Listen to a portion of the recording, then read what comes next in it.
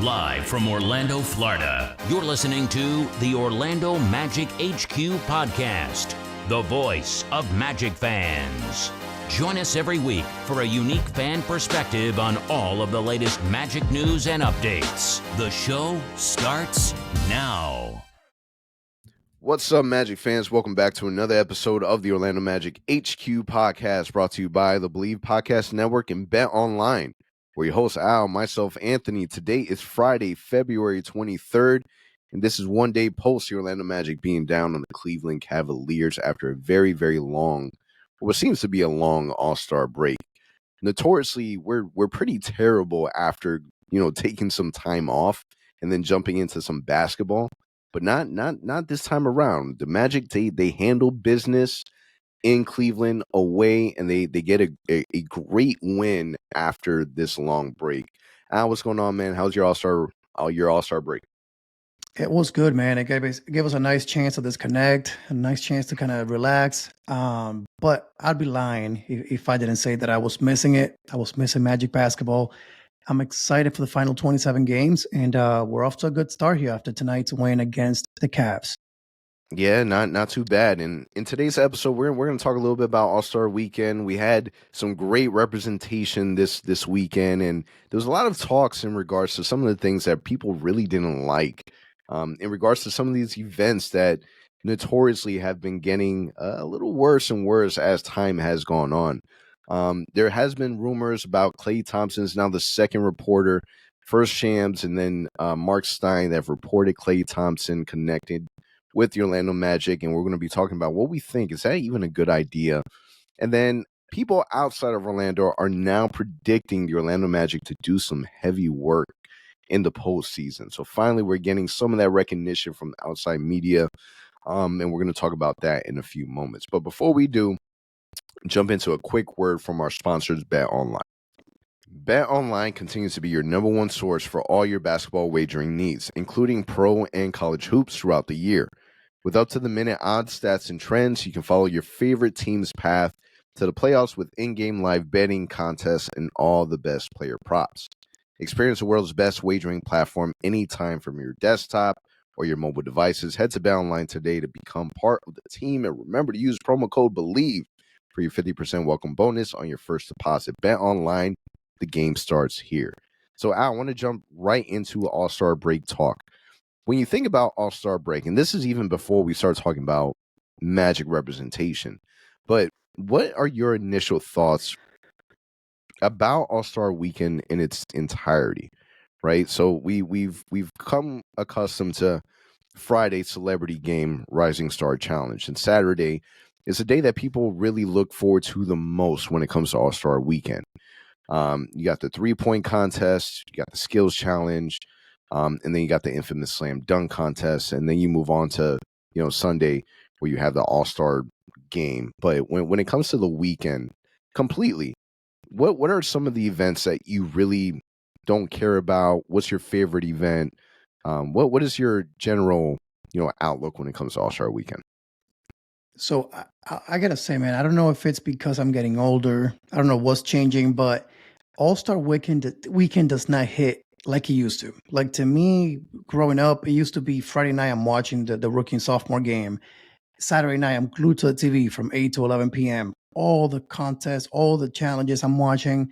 It was fun to watch. And back in the days, whether it was Vince or Steph, whoever it was, I'm watching All-Star game just because I'm like, hey, I know they're going to do something special. They're going to compete. They're going to do some nice dunks. It'll be fun to watch.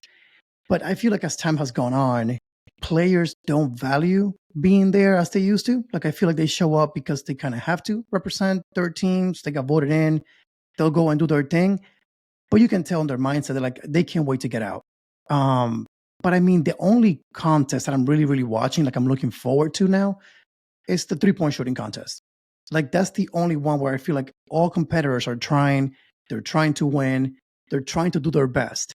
I mean, look at the dunk contest this year. We know every year it's kind of gotten worse and worse. But this year in particular, man, like McClung won it. He's from Osceola. I'm happy that he won it. He was my favorite. But like Jaylen Brown making it to the finals, man, like that to me was a joke, to be honest. He wasn't trying. He was going at 50%. He tried to do certain dunks to pay tribute to certain dunkers. And dude, like if you watch the original dunk to what he did, it's like he's mocking those dudes. Like he's not even trying out there.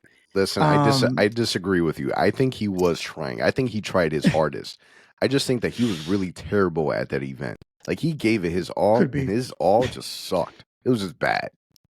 I mean, we got a good meme out of it. The whole like Tatum passing the ball, like that was the best meme out of it. I guess we got that out of it at least. But even like the All Star game, man. Like again, I grew up in an era where I loved like the 2000 All Star game. Like that was Vince against Kobe against AI. That's what I think of when I think about an All Star game. And unfortunately, 23 or 23, 24 years later now, it's crazy to think about how old I've gotten. It's crazy how these dudes just show up. They dribble up the court, they jack up a three, they get a rebound, they come back and jack up a three, and that's the game. That's the All Star game that we get to watch now. No defense, no blocks, no really like cool dunks off the backboard, like nothing like that. Um, so I don't know, man. Like I don't know if like, I'm getting old. If you guys are watching, listening to this, let us know if you feel like you look forward to All Star Weekend, because honestly, I just don't anymore. Like it's not a fun thing to do to watch. I will tune in Saturday night and watch it, but All Star game, rookie and sophomore game, honestly, it's not my thing. What about you? Yeah, I think the highlight of the weekend, in my opinion, has always been the slam dunk contest. Like that's the one thing that you look forward to.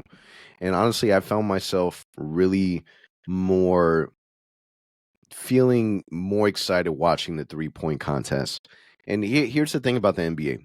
If there's one thing that you can kind of hang your hat on that the NBA is at least good at, is they're good at trying to make changes for the better.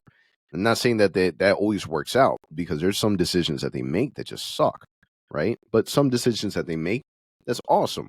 A great example of that, right? The rookie sophomore game that has changed numerous times, right? It was rookie sophomore. Then if you played your year one, year two, you were selected, but then it was like the world versus USA, and then they turn into this tournament now where they even included a team from the G League. And I think that that is awesome. I think that that has made the Rising Stars Challenge that much better, right? Even the fact that the G League team ended up beating, I can't remember which team it was, but ended up, eliminating one of the other teams, which I thought was great. Shout out to Mac McClung. Um, and so elements like that I really enjoyed. Um, them having like a random 3-point contest with a WNBA player in Sabrina and Steph Curry, I thought that was awesome as well. I enjoyed that.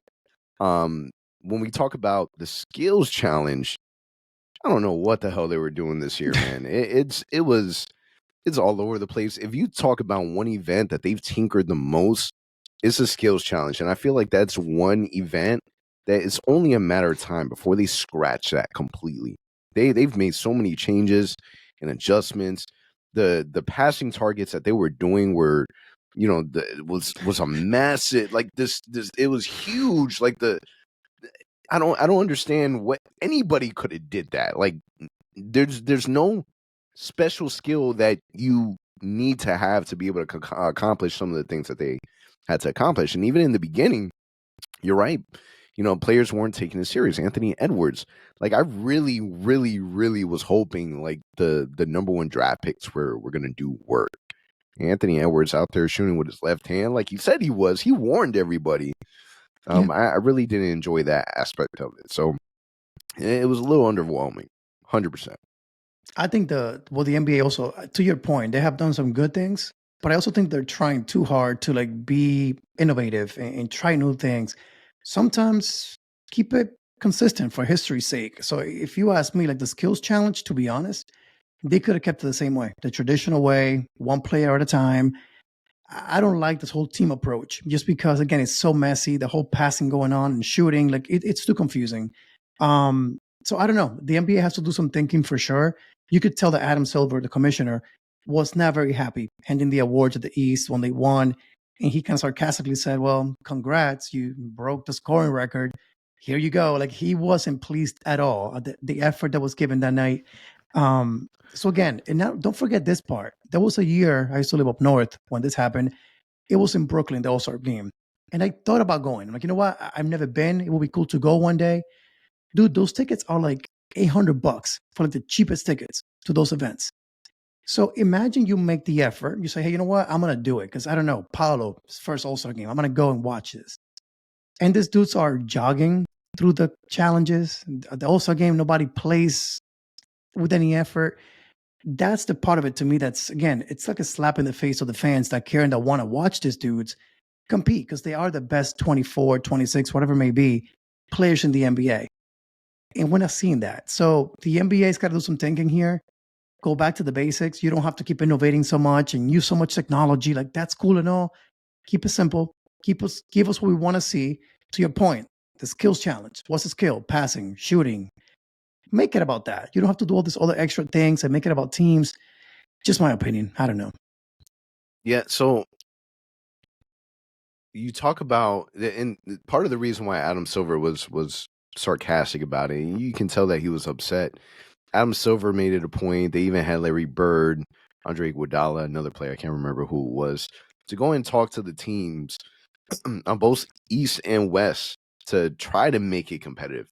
Larry Bird, in one of his speeches, he was even talking about, like, let's make sure that we make that a point, and nobody really did, man. It's not. I'll be honest with you. I maybe watched maybe 20, 30 minutes of it. I'm like, I really, I just want to see Paolo, and that's pretty much it. I couldn't watch the whole thing, if I'm being 100% honest with you. And I think that certain elements have to change. They've tried making the adjustments, especially with the All-Star game. They tried changing the point system. They tried giving some type of incentive to the players in terms of, compensation. They've done East and West and pick your players. They've done everything that they can. It's now time for them to take it, a little bit more. We've heard a lot of some of the changes, some of the ideas that people have made, where it's really more of, okay, if you have East and West, maybe you should incentivize the winner with having home court advantage in the finals.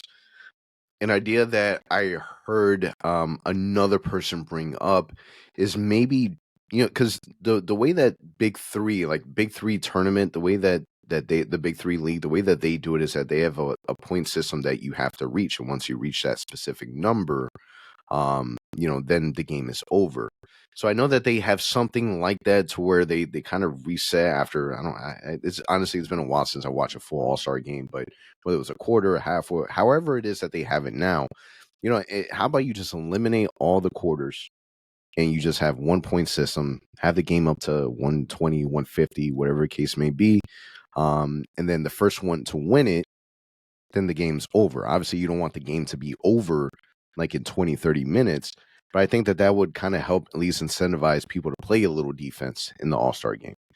Not saying that that's the greatest idea in the world, but at least an idea. I think that something has to change. And I listened to an interview that Kobe Bryant had, a few years back, where he was talking about, like, people want to watch the All-Star game as being one of the best pickup games in the world, right? But the fan base, we haven't been getting that. Like, people are playing harder in the Drew League. They're playing harder at UCLA. They're playing harder in all these off-season leagues. But when it comes to the All-Star that everyone is crying about to make it, they're not giving anything. Like, it's more of a tally mark to put on their resume so that they can get paid more. It's not about the event anymore. And I think that something definitely has to change for us to be able to get back to it where it's now watchable. Because if you have the All-Star game that nobody cares about anymore, then you have the slam dunk contest that nobody cares about anymore, then what's going to really happen with that All-Star weekend? It's only going to be a matter of time before you're going to have to scratch it completely. Another idea that I heard was, maybe instead of the slam dunk contest, you do like a massive, 30, 40 player, or not 30, 40, but maybe like 20 player, 15 player, 1-versus-1 tournament. So I don't know. There's a lot of different ways that they can go. The skills challenge, it would be one that I would happily scratch off. And they need to find a unique way to have more eyes on the All-Star weekend, because people are slowly saying, man, we don't want to watch it. This isn't what we want. And I think that if they don't do something quick, it's going to end up hurting the NBA in the long run. People are still going to watch, but people are losing respect for it really, really fast. I mean, that's my question has always been like, so what do the players want? Like, what do they want to make it competitive, right? Because what Kobe mentioned is true. When, again, me growing up, All-Star Game was the best pickup game you could ever watch. All the greatest players are playing. You want to watch it for that reason alone. But to your point, they keep saying they need to be incentivized. Okay, so money is not getting it done because they tried that route. That didn't really work. To your point, my recommendation would always be, or would also be, try to make it where the winning team, East or West, gets home court advantage in the finals. So that should motivate you to do well. The counterpoint to that has been, well, what about the Pistons? Like if Cade was to make the All-Star game, why would he care? It's not about that. You're trying to help the group of guys that you're playing with on the Eastern Conference to get them home court advantage. That's what I would think. But they got to find something, man, because again, the other concern is injuries. But then again, you watch these guys playing pickup ball in the summer and they're going hard. They're playing hard. They're dunking on people. They're blocking shots. So which one is it? Like, I feel like they're being contradicting to each other in the sense that, oh, we want to be incentivized where you are getting paid $20-30 million to play basketball. To show up one day and try a little bit won't kill you. And then injuries, like we talked about it already. When you're playing pickup ball in the summer, you're trying, you're playing hard. So I don't get it, man. It's just confusing to me. It's a new generation thing, I feel, because again, this wasn't a thing before. My thing is, how do you fix it? How do you find motivation in these guys that are making so much money that they won't care? Money to me is not the answer. There's got to be more to it. But again, what can that be? I don't have the answer to that. Yeah, the slam dunk contest was definitely underwhelming. Shout out to Jaylen Brown for at least taking the risk as an all-star level player to partake in it. But all his dunks were trash. Every single one of them. The whole jumping over Kai Cenat and trying to do the D Brown no look and he ends up dunking and then tries to pretend like he didn't look the whole time. Like it was just an awkward. All his dunks were just awkward. But shout out to Mac McClung for bringing it home. Clearly had the best dunks of it. Easy. Without a doubt. And also, how can we not mention Paolo, right? So Paolo's first appearance in the All-Star game, unfortunately, everything that he did was unfortunately cut short. So, that rookie sophomore game, unfortunately, was cut short. His team lost in the first game. Then you have the skills challenge, where again, Anthony Edwards is jacking up threes left-handed. So that was his evening. It's embarrassing. And then All-Star game. Unfortunately, they were not passing him the ball. And when they did pass him the ball, they were double teaming him. In an All-Star game, nobody was playing defense. It was weird, but it was great to see Paolo out there, man, representing the Magic. First of many more to come. He is a rookie at the All-Star game, at least. It's going to happen. You're going to struggle a little bit. The lights are bright. All these crazy players that you admire your whole life are now in one locker room with you. It's going to happen. But the fun part is, as a Magic fan, this is the first of many. And I think, again, next year, we may see France in there too. So he can now coach up France on what to expect on All-Star weekend. But it was great to see Paolo out there, man.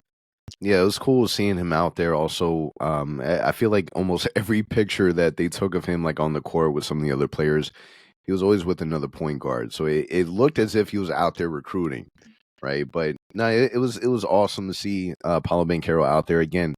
When we talk about all-star representation, like this one feels like the most heart fulfilling because of, this is our number one draft pick sophomore year. There's a lot of meaning to it. So really happy for Paolo Banchero. Happy for Mac McClung bringing the trophy home.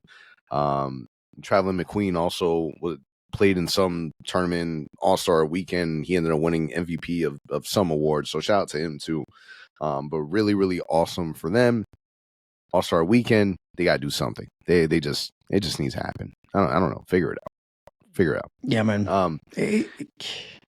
Now with this weekend, there was also a lot of talks. Not really talks. Mark Stein was talking about Klay Thompson. There being a connection.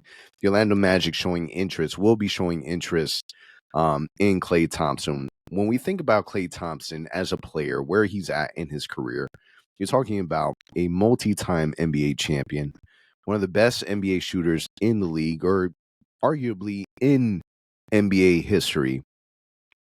You followed Golden State Warriors from a West Coast as your West Conference team, your Western Conference team. What are your thoughts on Klay Thompson potentially one leaving Golden State, and two, would he even be interested in a team like the Orlando Magic, being so young and still on the cusp of, you know, getting into the postseason and really making noise? So again, if you listen to the podcast, you know Warriors are a team that I follow from a distance. I'm a huge Steph Curry fan. So I've grown up watching Clay and them winning rings. Um, Unfortunately, I don't see this very likely. The only way that I see Clay Thompson leaving the Warriors, if he does, is to maybe the Lakers or some team like that in California where his dad played for. There's some ties there. LeBron would want him there if he stays in LA. Um, I truly don't think there's a way that Clay Thompson leaves the Warriors just because, again, what they've built there. Steph, Clay, Draymond, I think those are guys that will retire in Golden State, at least Clay and Steph. Um, so not to, again, be the bearer of bad news or be a downer, I don't see it. Like, I would be shocked if come this summer, the Warriors, number one, let him walk. And number two, he talks to an Eastern Conference team. Like, I've always thought of Clay as a West Coast kid. So I don't see him coming to the Knicks, the Heat, the Magic. Like, I just don't see it. Now, don't get me wrong. If he does, he says, hey, I'm entertaining this option. Like, I want to go to, Florida, tax free after paying so many taxes here in California. I'll entertain the idea. You offer him 60, $80 million, 2-3 year deal. Sure. Trust me, man. We've needed shooting. We've needed bets. We've needed a champion in the locker room. I would love him in Orlando.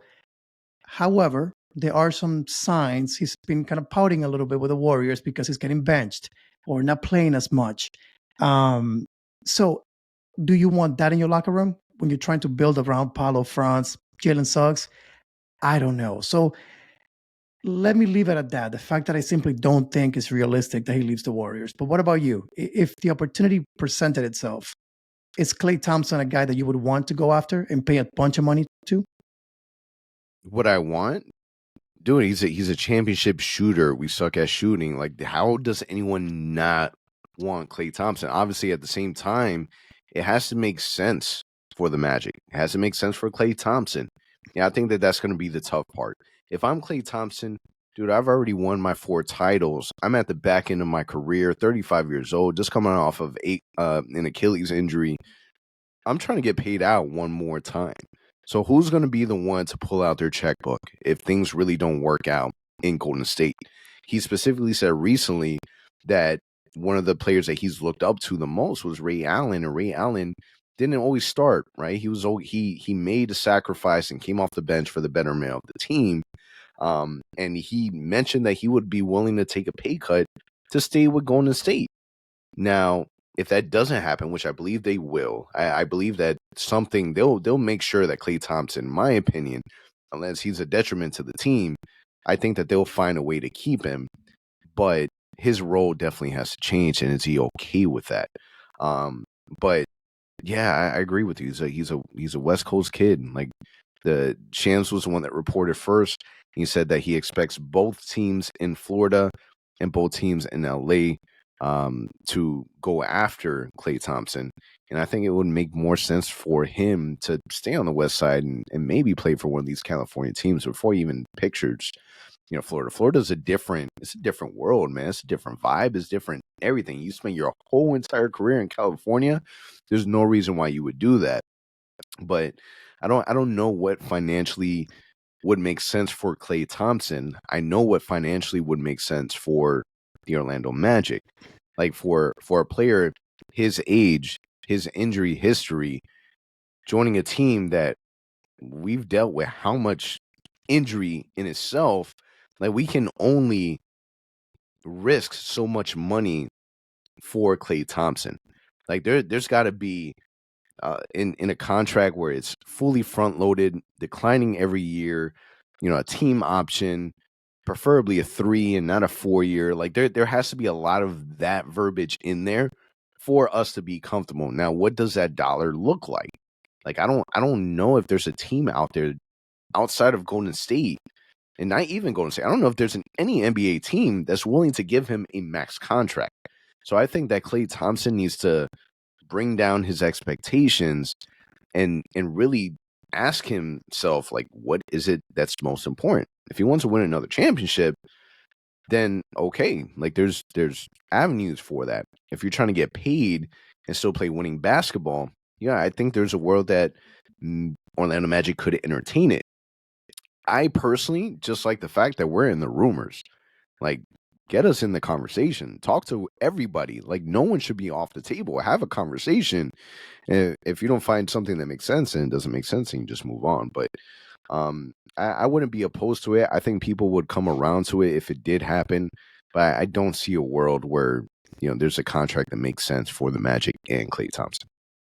Listen, we came around the idea of Joe Ingles coming to the Magic after the way that his season started. So I think Klay Thompson would definitely be welcomed in Orlando. I just, again, being realistic, I just want the conversation to be around the fact that the Magic are getting meetings with this type of players, whether it's, Chris Paul earlier this month, then we went out to Klay Thompson. So the fact that like they're linking big names to the Magic, dude, it's been since Dwight left Orlando that we haven't heard that. So the fact that that's happening again, that's a good sign. I don't know why they're linking all those like 36, 35-year-old guys to the Magic, but it's a good sign. It's a good start. So at the very least, I want to see some meetings. I want to see some more rumors happening as the summer gets closer. I just, again, don't think Klay Thompson leaves the Warriors to begin with. That's where I'm at. Yeah. So, well, we'll see what happens. I like the fact that we're in the talks, but yeah, if I'm a betting man, I don't see anything happening there. Cleveland, Orlando Magic, just want to touch base on it real quick. Magic ended up winning. Really excited for us to be able to get a win after All-Star break. But the thing that was really surprising was Markelle missed the game due to left knee injury management. Well, give me your quick thoughts on that real quick. I mean, it's upsetting, man, right? Like, he missed the game before All-Star break, and then he misses the game after All-Star break with injury management. Sure, I guess a week wasn't enough to manage the injury in his left knee. Sure. I mean, man, it's unfortunate. Again, I keep thinking that it's the shoulder, it's not really the knee. They're hiding it. They're trying to preserve whatever little, value Markelle has in the marketplace come free agency.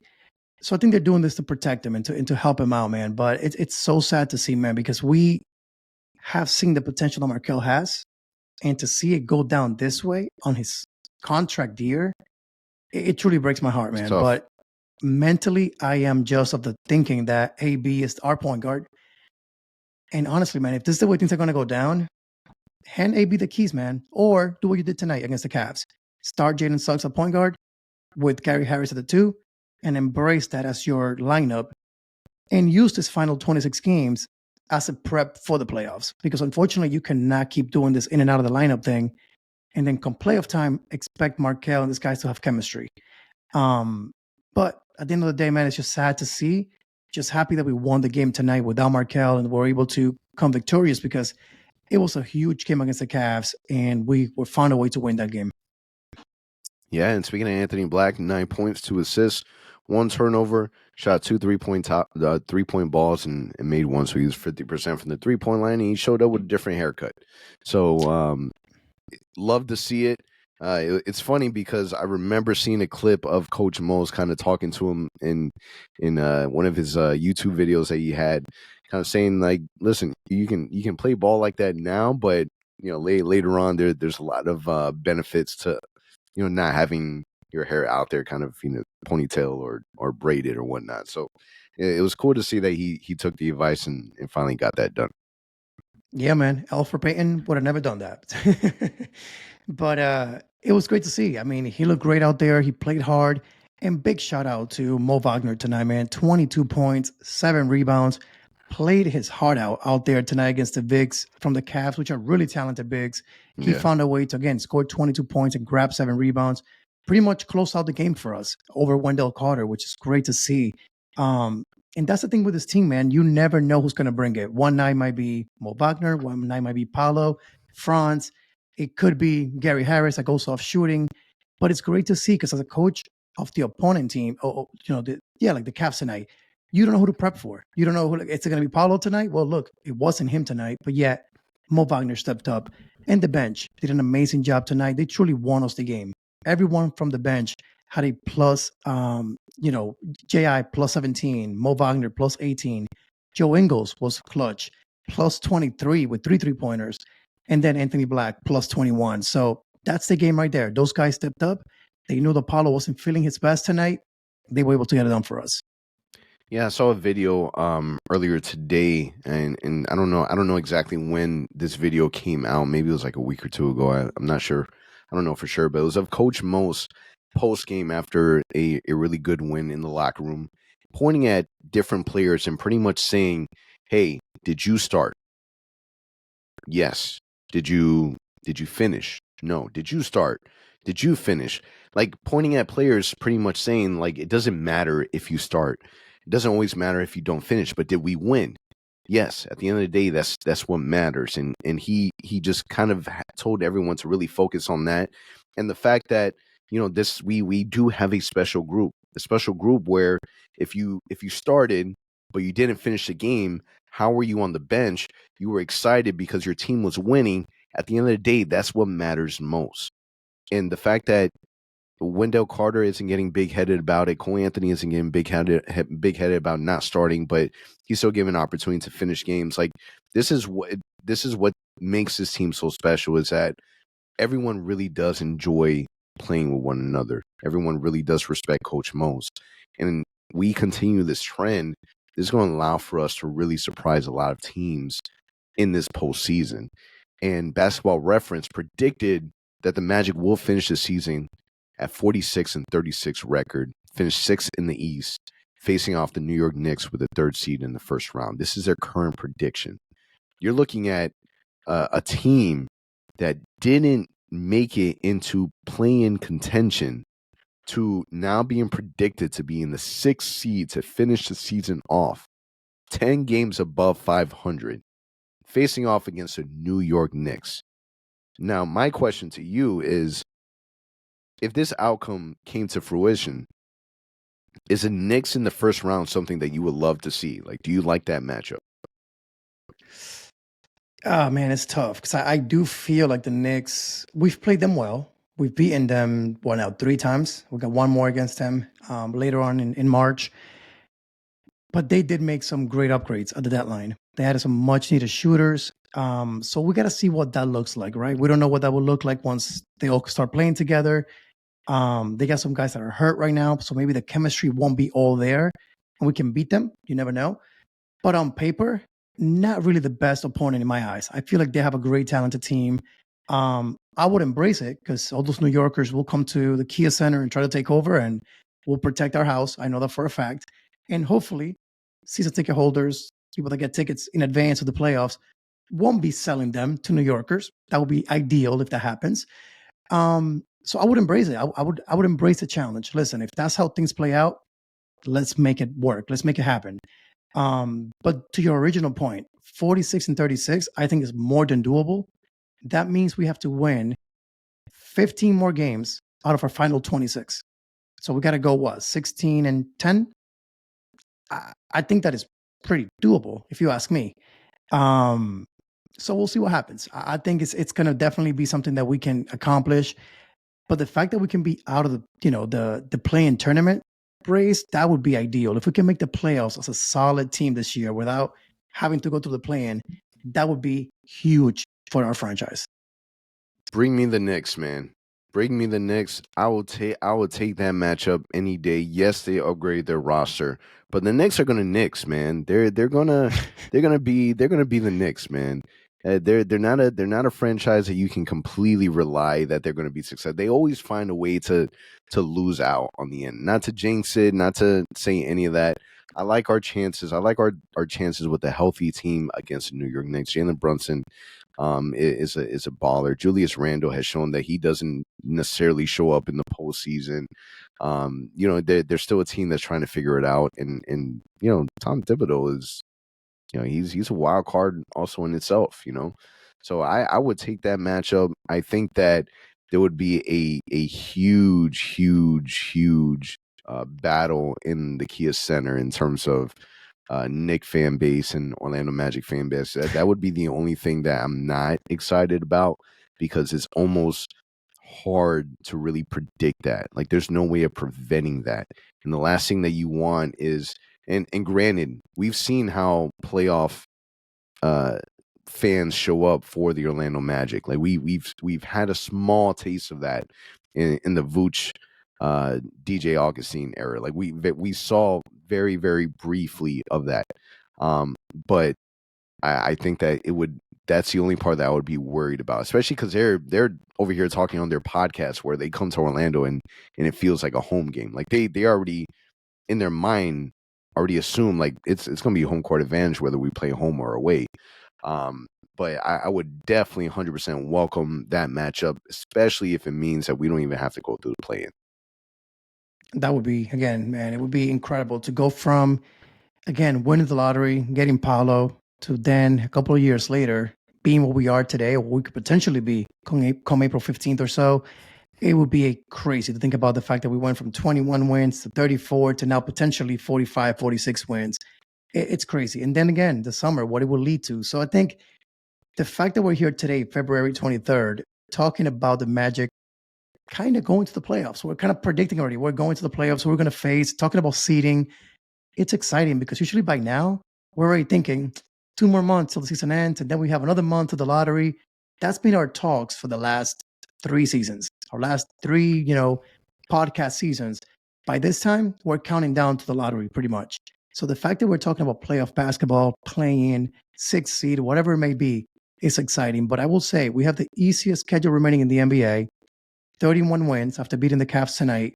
Again, we need 15 more to get to 46. We can lose 11 pretty much to get there. So again, correcting myself from earlier, 15 and 11, it's more than doable if you ask me. I think it's really something we can accomplish.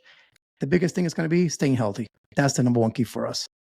Yeah. So taking a look at a week ahead, we got Saturday Pistons, Sunday Hawks, both away games.